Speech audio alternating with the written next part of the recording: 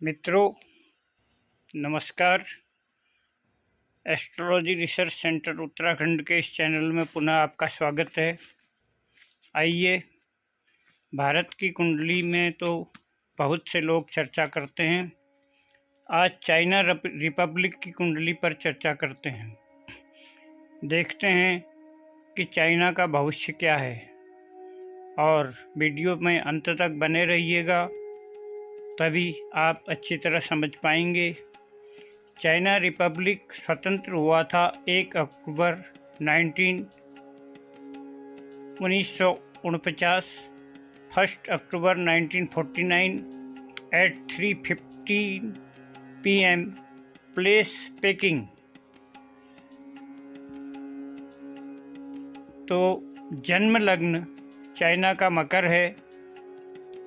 12 degree 45 minute का मकर राशि में लग्न उदय हो रहा है। चंद्रमा 10 डिग्री 1 कला में है। तीसरे स्थान में राहु हैं 23 डिग्री 33 कला में।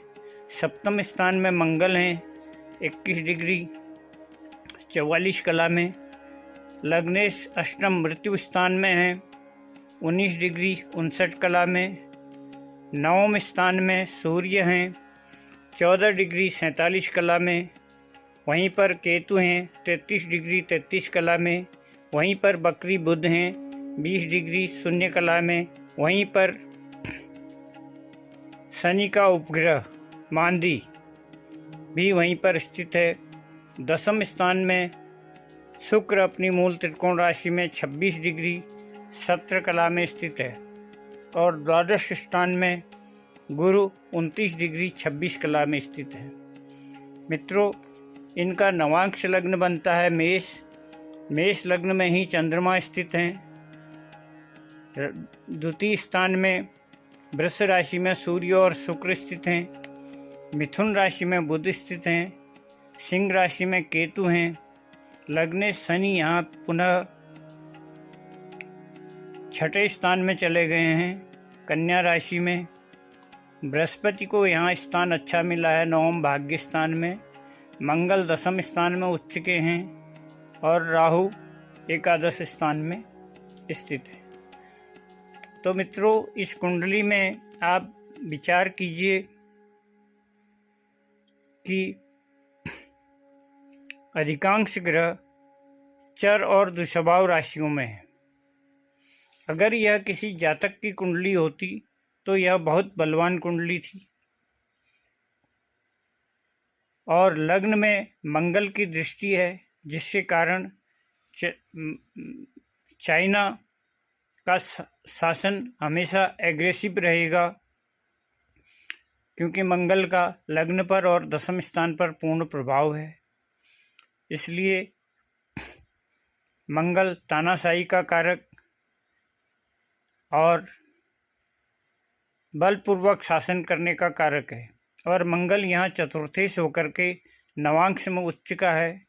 इसलिए चाइना एक विशाल भूभाग का स्वामी है। अब द्वितीय स्थान में शनि की दृष्टि है। द्वितीय अष्टम स्थान में है। यद्यपि यह स्थिति बहुत शुभ नहीं है, लेकिन चंद्र मंगल का योग बना हुआ है, जो बहुत बड़ा धन योग होता है। दसम स्थान में शुक्र अपनी मूल त्रिकोण राशि में है, ये भी बहुत बड़ा राजयोग होता है।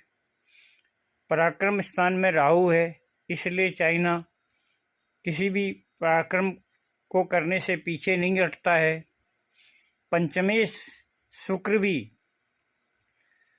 दसम स्थान में है और बृहस्पति द्वादश होने के बाद भी नवांश में वर्गोत्तम है। इसीलिए चाइना बहुत बड़ी इकोनॉमिक पावर के साथ साथ बहुत बड़ी विश्व शक्ति के रूप में सामने आया। लेकिन मित्रों, इस कुंडली का सबसे बड़ा दुर्भाग्य ये है कि अधिकांश ग्रह चर और दुस्वभाव राशियों में हैं और किसी भी स्थिर कार्य के लिए चर लग्न, चर नवांश, चर राशि में स्थित चंद्रमा शुभ नहीं माना जाता है। वह उसकी स्थिरता के लिए बाधक है। यहाँ पर लग्न भी चर है, चंद्रमा भी चर राशि में इसमें मकर में ही है। नवांश पुनः चर लग्न का उदय हो रहा है और नवांश में चंद्रमा भी चर राशि में है। नवांश लग्नेश पुनः मंगल चर राशि में स्थित है और सबसे अधिक अशुभ जो पीड़ित भाव है नवम स्थान, जिसको भाग्य स्थान भी कहते हैं, जिसको धर्म स्थान भी कहते हैं, नवम स्थान अष्टमे सूर्य और राहु केतु की एक्सिस में है और वहाँ पर वह मांदी के साथ हैं। नवमेश बुध बकरी है जो षष्ठेश भी है और वर्तमान में 24 सितंबर 2019 से चाइना रिपब्लिक बुध की महादशा के प्रभाव में है और बुध